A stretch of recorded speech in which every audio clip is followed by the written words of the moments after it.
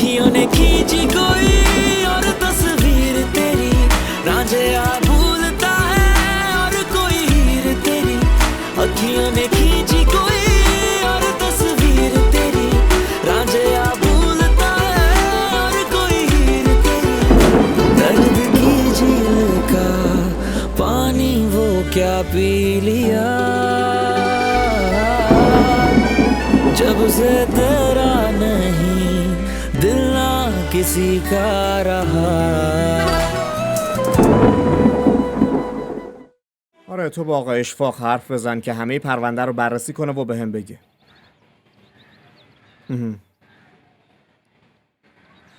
باشه خداحافظ.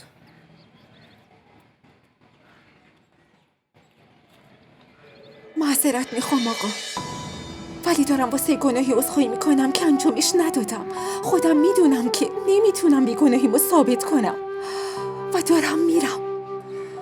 اگه ممکنه به حرفم اعتماد کنی، من دزدی نکردم.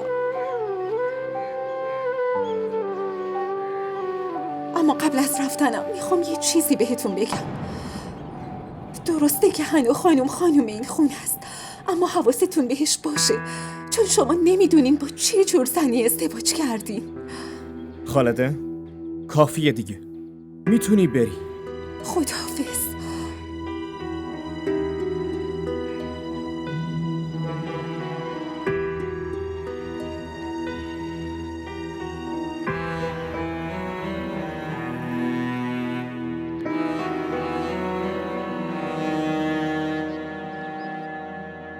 بعد علی باها چی کار میکرد؟ هر حرفی رو به جایی میکشوند که من بدکارم. این که من با چند نفر به خصوص با شهزاد رابطه دارم، منو کتک میزد. انقدر بهم زخم زبون میزد که زندگی رو برام جهنم کرده بود. هیچ وقت احساس کردی که از شهزاد متنفری چون اون دلیل این مشکل بوده؟ نه خیر، نفرتی حس نکردم، ولی آره به این فکر میکردم که یه روز اون آدم رو ببینم و ازش بپرسم که چطور تونست با زندگیم همچین کاری بکنه. آخه اون روز اولین بارم بود که میدیدمش. بعد از ازدواجت با شهرزاد چی؟ شده که حس کنی اون دلیل از هم پاشیدن زندگی قبلیته؟ نه خیر دکتر، چون که علی از اولم بیماری روانی داشت. اگه شهزاد نبود یکی دیگر رو پیدا میکرد.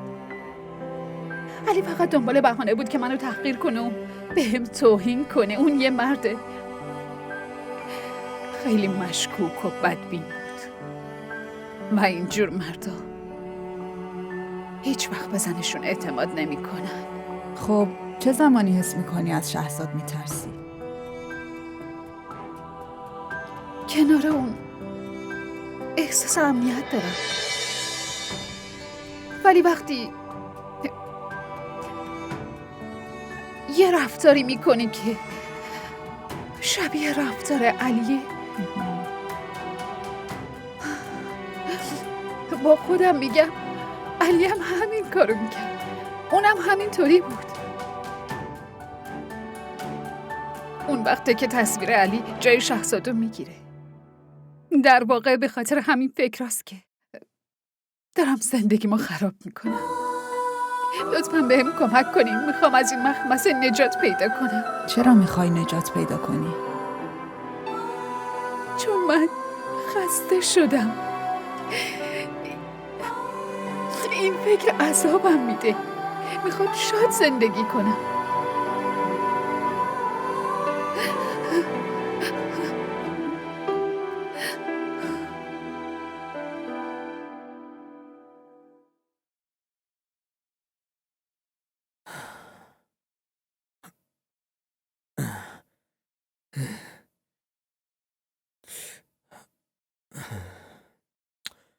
هانا فردا شب چند تا از دوستان میان خونه. میخوام که یه شام خیلی خوب براشون تدارک ببینی.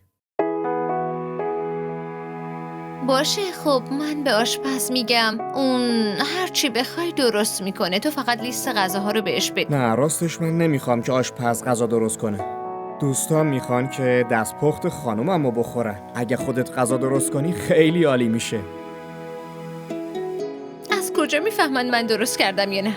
میگیم که من درست کردم، همه همین کارو میکنن. حنا این چه حرفیه که داری میزنی؟ من دارم میگم واسه دوستام غذاهای خوب درست کن، بعد تو حرفای عجیب میزنی؟ نه اینجوری نیست که نخوام درست کنم. تو که میدونی دستپختم چقدر خوبه. اما راستش من و مامانم تنها با هم زندگی میکردیم. هیچ وقت برای این همه آدم تنها غذا درست نکردم. میترسم یه اشتباهی کنم و غذا بد بشه. نه هیچ اشتباهی نمیشه. هرچی لازم داری به راننده بگو برات بگیره. ببین اینا فقط دوستم نیستن، شرکای کاریمم هستن. واسه همین نمیخوام که هیچ کم و کسری باشه. میخوام پذیرایی عالی باشه. هرچی تو بگی. مطمئنی؟ عالیه.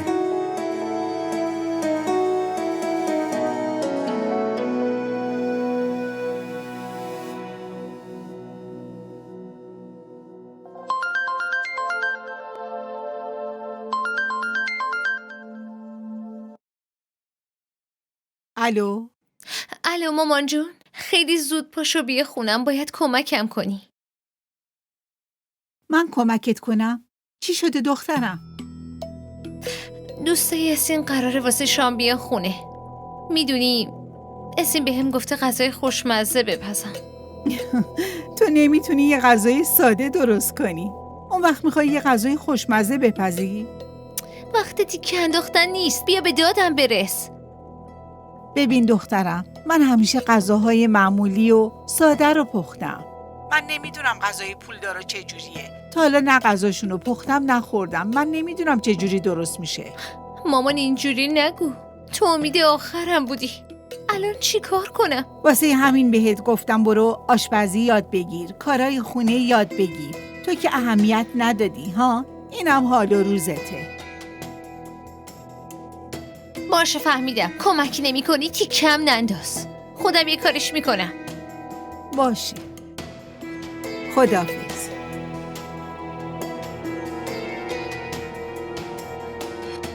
از بیرون سفارش میدم. ولی این نگهبانو چی کارش کنم؟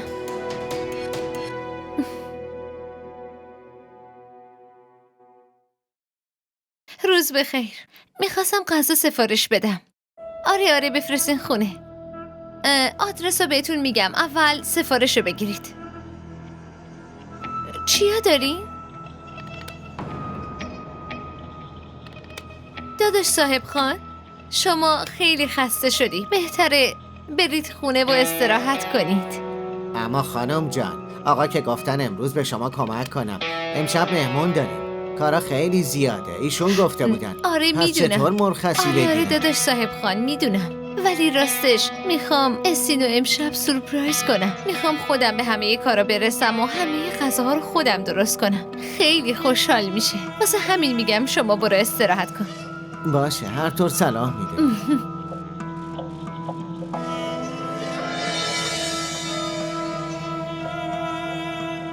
غذا رو سفارش دادم، فقط باید میز بچینم.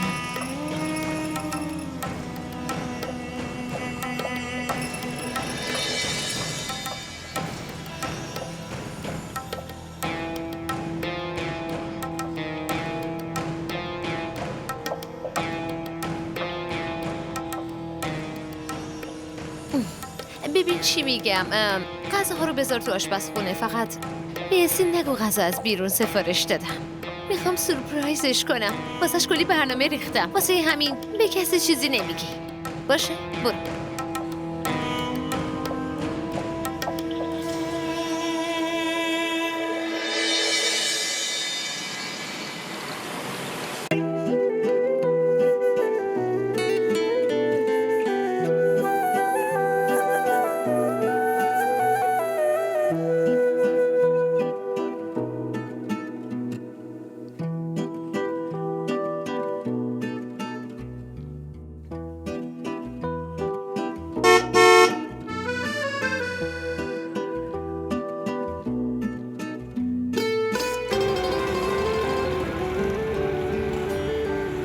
خوشحالم که از پذیرایی خوشت اومده. آره واقعا غذاهات خیلی خوشمزه بود هنا، همه خیلی خوششون اومد. اصلا باورم نمیشد که تو غذاها رو درست کرده باشی. مرسی. حالا که تو و دوستات خوشتون اومده دیگه خیال منم راحت شد. اما راستی چرا آشپز مرخص کردی؟ میتونست کمک دستت باشه. چرا تنهایی همه چی آماده کردی؟ آره ولی خب فکر کردم اگه همه ای کارا رو خودم تنها انجام بدم تو بیشتر خوشحال میشی. کار خوبی نکردم؟ راستشو بگم هنوز باورم نمیشه که خودتون غذاهای خوشمزه رو درست کرده باشی. منظورت چیه؟ من نمیتونم غذای خوب درست کنم؟ مثلا دارم ازت تعریف میکنم. آها مرسی. من یه تلفن بزنم بعدش بشینیم فیلم ببینیم. باشه. باشه.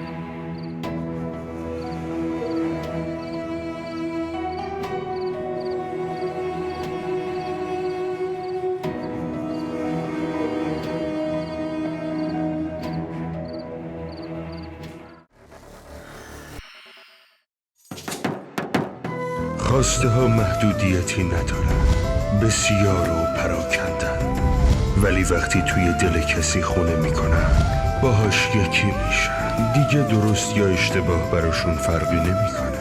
توی مسیر زندگی به راهشون ادامه میدن.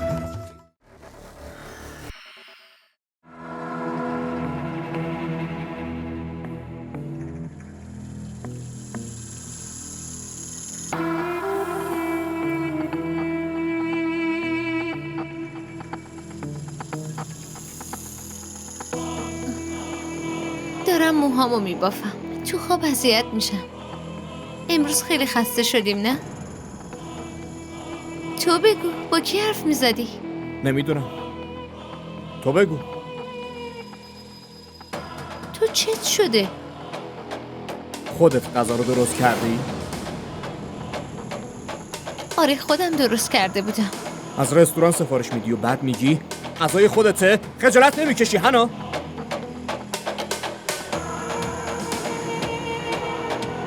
اسی میخواستم بهت بگم ولی ترسیدم عصبانی بشی. قسم میخواستم خودم آشپزی کنم. واسه همین صاحب خانه مرخص کردم. دلم میخواست که همه چی رو خودم تنهایی درست کنم. ولی نمیدونم یهویی چی شد که حالم خیلی بد شد. سرم گیج میرفت، دستام سست شده بود. تو آشپزخونم خیلی گرم بود. ذهنم درست کار نمیکرد. ترسیدم غذاها رو خراب کنم. واسه همینم از بیرون سفارش دادم.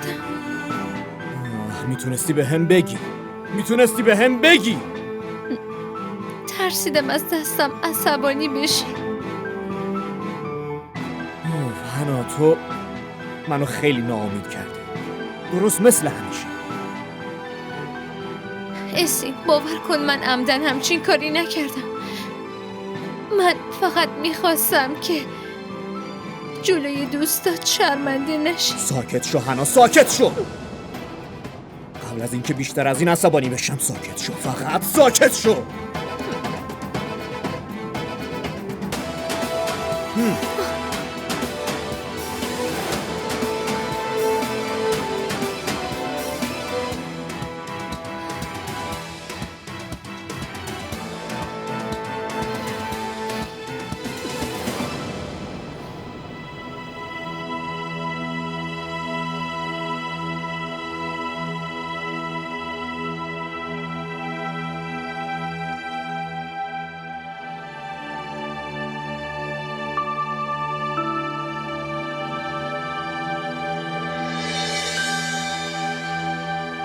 الینا تو حالت خوبه؟ سرم درد میکنه. قرص خوردم بهتر میشم. خب چرا خودتو خسته میکنی؟ استراحت کن لطفا. نوری میگفت همه یه روز تو آشپزخونه بودی. همه کارا رو که نمیشه به خدمتکار سپرد. خودمونم باید یه کاری بکنیم. الینا وقتی که حالت خوب نیست چرا خودتو اینجوری خسته میکنی؟ یکی اون حنا بود که نزدیک آشپزخونه هم نمیرفت، یکی هم تویی که از آشپزخونه بیرون نمیرفت. من حنا نیستم شهزاد. میدونم نمیتونی هم حنا بشی. غذا خوردی؟ منتظر تو بودم. به نوری میگم غذا رو بیاره اینجا. غذا تو بخور و استراحت کن. میرم بهش بگم و بیام.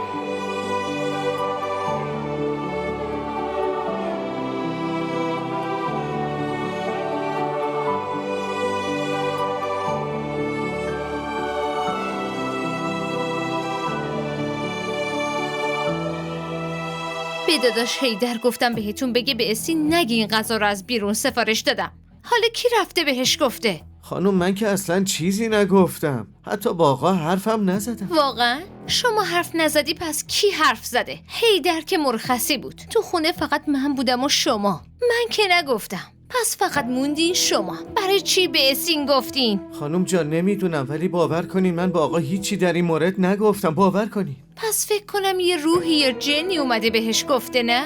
به حرف من با دقت گوش کن. خدمتکاری که تو کار رئیسش دخالت کنه کارش به خطر میفته، اینو بفهم. خانم جان به جون بچه هم قسم من هیچی نگفتم. در آیندم همچین کاری نمی کنم اصلا. از اینجا برو. یالا برو.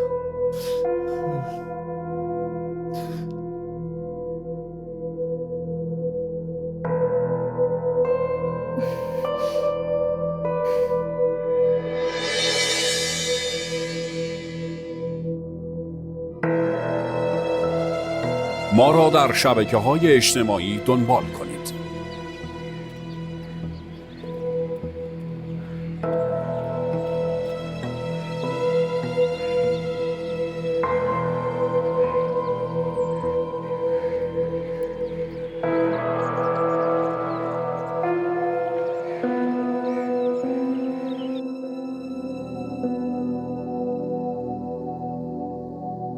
شهزاد تو برای چی نرفتی سر کار؟ لازم نبود بمونی. من فقط سرم درد میکنه. اگه من میرفتم سر کار تو هم میرفتی تو اون آشپزخونه. واسه اینکه مواظبت باشم مرخصی گرفتم. الان حالم خوبه.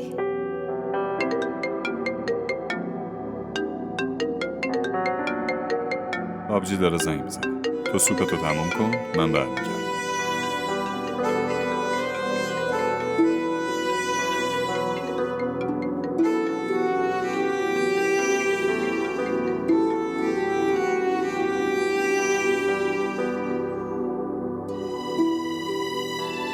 شهزاد نوری بهم گفت که الینا ناخوش احواله. چی شده؟ حالش که خوبه؟ چیزی نیست آبجی، از خستگیه. شما که بهتر میدونید همیشه یه کاری واسه انجام دادن داره. الانم حالش بهتره. میگم شهزاد نکنه خبرای خوبی باشه. منظورم اینه که نه بابا آبجی همچین چیزی نیست. فقط اون همیشه مشغول کاره. خودشو زیادی خسته میکنه همین. آها که اینطور باشه. آخه اونجوری که نوری بهم گفت فکر کردم خبراییه. خب به هر حال حتما اشتباه برداشت کردم. نمیدونم کی این مژده رو بهم میدی، کی قراره یه کوچولو بیاد و منو عمه صدا بزنه. هر موقع قسمت بشه شما هم عمه میشی. اول باید حال خودش خوب بشه.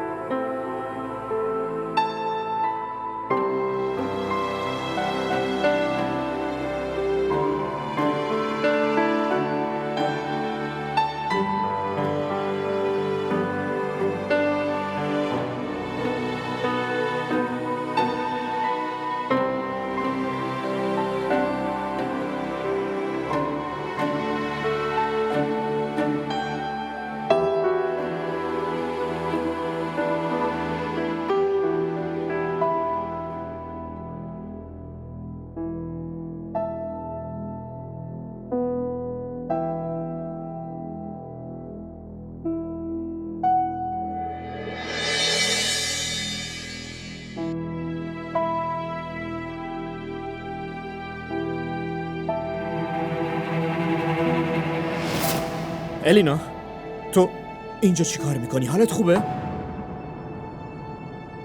آره خوبم. نه تو اصلا خوب به نظر نمیرسی. تنها اومدی اینجا؟ کسی باهات نیومده؟ راننده منو رسوند داره. ولی اینجوری که نمیشه. حالت اصلا خوب نیست الینا. من تو رو تا خونه میرسونم. نه من خودم میرم. راننده منو میرسونه. الینا تو کی میخوای منتظر راننده بمونی؟ گفتم که میرسونمت. بیا لطفاً بیا لطفاً. مراقب باش. احتیاط کن.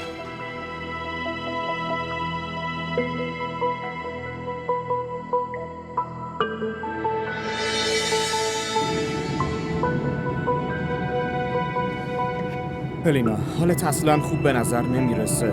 به نظرم باید بریم بیمارستان.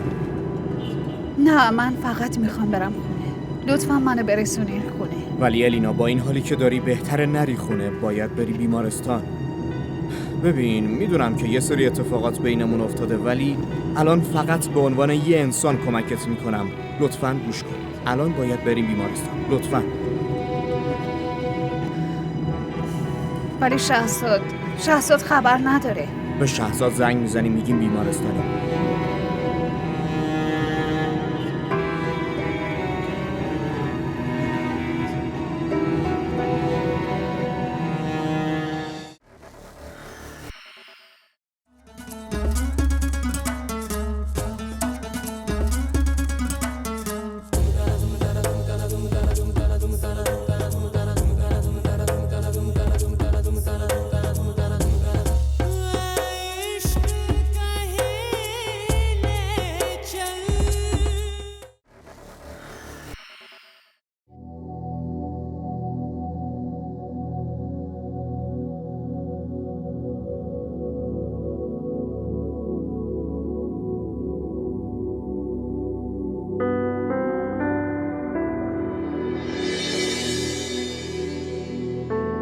باید به شهزاد زنگ بزنم.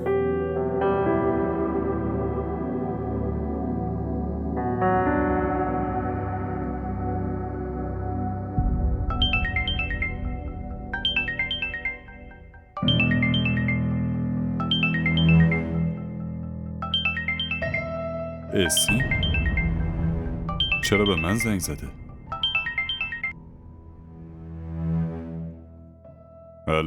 الو شهزاد. هلینا یکم حالش خوب نیست. بیا بیمارستان. آدرسشو برات میفرستم. الینا؟ بیمارستانه؟ مگه چی شده؟ حالش خوبه الان؟ آره چیز مهمی نیست. فقط یکم حالش بد شده. نگرانش نباش. خب اون که رفته بود پیش دکتر واسه چکاپ. تو چرا پیش اونی؟ سوالاتو بذار واسه وقتی که اومدی بیمارستان. الان زود خودتو برسون. خداحافظ.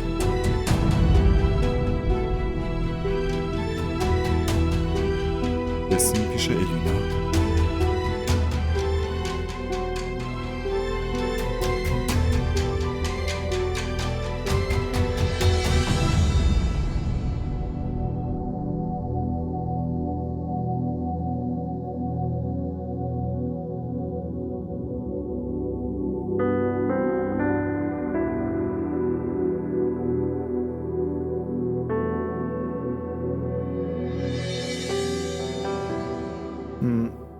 الان حالت چطوره؟ بهتری؟ دکتر میگفت که احتمالاً به خاطر ضعیفی حالت بد شده. ممنون، یکم بهترم. شما به شهزاد زنگ زدی؟ آره بهش زنگ زدم. کم کم میرسه. هلینا هر اتفاقی که بین ما افتاده خب ازتون خیلی ممنونم که منو رسوندین بیمارستان. و اون روز که بهتون زنگ زدم اون حرف رو زدم واقعا شرمندم. اگه ممکنه منو ببخشید.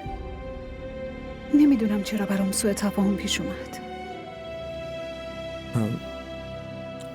اشکال نداره، بی خیالش شو.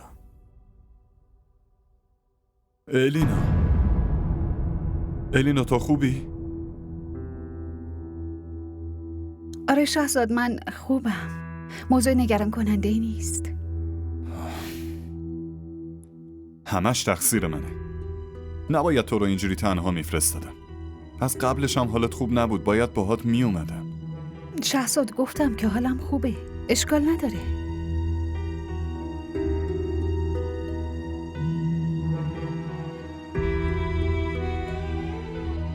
خدا رو شکر. راستش اسین خبر داد که اینجایی. جریان چیه؟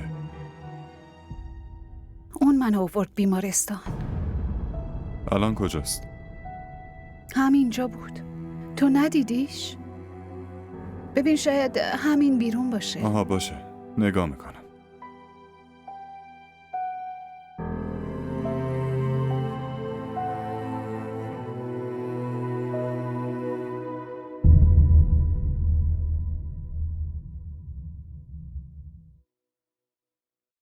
اسین، ممنون داداش. اگه تو نبودی نمیدونم چی میشد.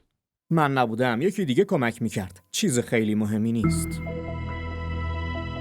بازم ممنون. دور از انتظار بود که به من و الینا کمک کنی. دور از انتظار؟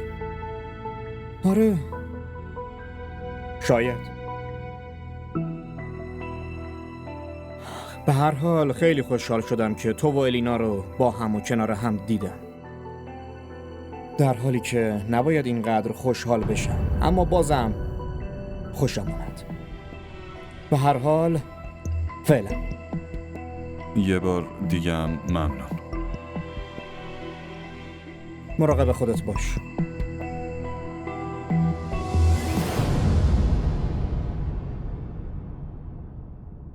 ما را در شبکه‌های اجتماعی دنبال کنید.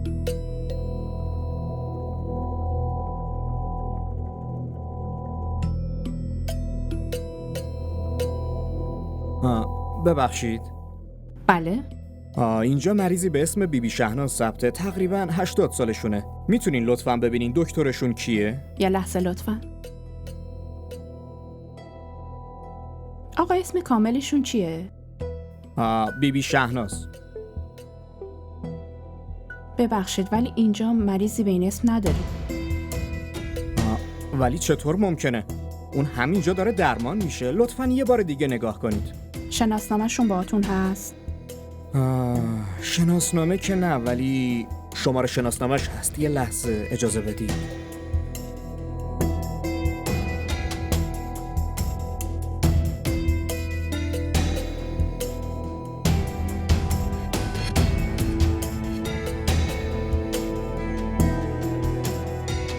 ببخشید آقا ولی مریضی به این اسم اینجا نداریم.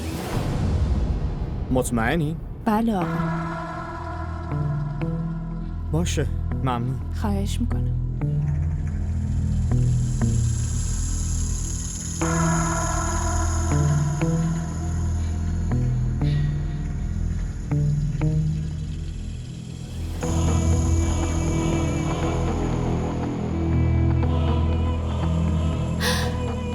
اسین برایش چی از مامانم پرسیدی؟ اون نمیدونه مریضه. به کسی نگفتم چون نمیخواستم بفهمه. واقعا؟ آخه چه بیماری داره؟ منم باید بدونم. مامانم سرطان داره. بیخیال، اینا رو ول کن. بگو دکتر چی گفت؟ تو چه مرحله ایه؟ باید عمل بشه. مرحله دومه. اگه خدایی نکرده عمل نکنه اون وقت. ولی چطور ممکنه؟ اون همینجا داره درمان میشه. لطفاً یه بار دیگه نگاه کنید. ببخشید ولی اینجا مریضی به این اسم نداریم. اینا یعنی این که حنا دروغ گفته. ولی چرا؟ یه دلیلی باید داشته باشه. نکنه همون چیزی که تو دلم داره میگه. چجوری عملش میکردم؟ از کجا پول میآوردم؟ میخواستم خونه مامانو بفروشم، ولی بعد فکر کردم اگه بفروشم مامان کجا میتونه بمونه؟ یعنی حنا فقط به خاطر پول دروغ به این بزرگی رو گفته؟ اون هم در مورد مامانش. چطور یه نفر میتونه اینقدر دروغگو باشه؟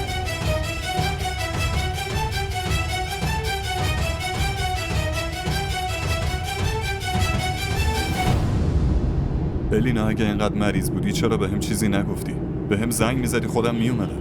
شهزاد من فکر کردم حالم خوب میشه، اما یهویی سرم گیج رفت و اتفاقی اسین رو دیدم. اون اصرار کرد منو ببره بیمارستان. منم باش رفتم. راستشو بخوای نمیخواستم برم، جدی میگم. اما بعدش فکر کردم اگه حالم بدتر بشه کی منو میبره بیمارستان؟ دیوونه شدی؟ چرا نمیخواستی بری؟ اون کار درستی کرده. اونجا تنها بودی. خدایی نکرده اگه بیهوش میشدی یه جایی میافتادی چی میشد؟ شهزاد تو که عصبانی نشدی من باش رفتم بیمارستان؟ الینا من شکرگزارم که خدا اونو مثل فرشته فرستاد کمک ما. وقتی فکر میکنم که تو اونجا تک و تنها با حال بد چی کار میکردی قلبم درد میگیره. منم همین فکر رو میکنم. گاهی وقتا آدمایی که اصلا ازشون توقع نداریم مثل فرشته میان تو زندگیمون.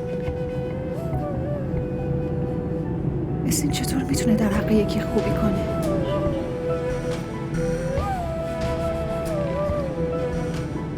چی شده؟ چرا ساکتی؟ ها؟ چیزی نیست، همینجوری.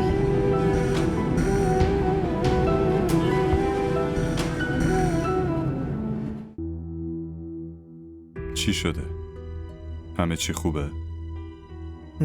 داداش دیگه اون دوستی قبلیمون نمونده که بخوام بهت بگم همه چی خوبه یا نه. دوستیمونو من تموم نکرده بودم. آره ولی به خاطر یه زن تموم شد. و اون زن الینا نه، حنا بود.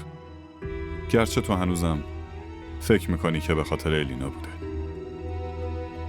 دیگه فکر نمی کنم. بی خیال. میخواستم با چند نفر آشنات کنم. میتونی بیای؟ نه من همینجا میمونم. تو مطمئنی؟ آره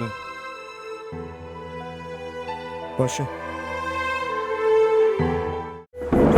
अखियों ने खींची कोई और तस्वीर तेरी रांझे आ भूलता है और कोई हीर तेरी अखियों ने खींची कोई और तस्वीर तेरी रांझे आ भूलता है और कोई हीर तेरी दर्द की झील का पानी वो क्या पी लिया. بابت تماشای این قسمت از شما ممنونیم.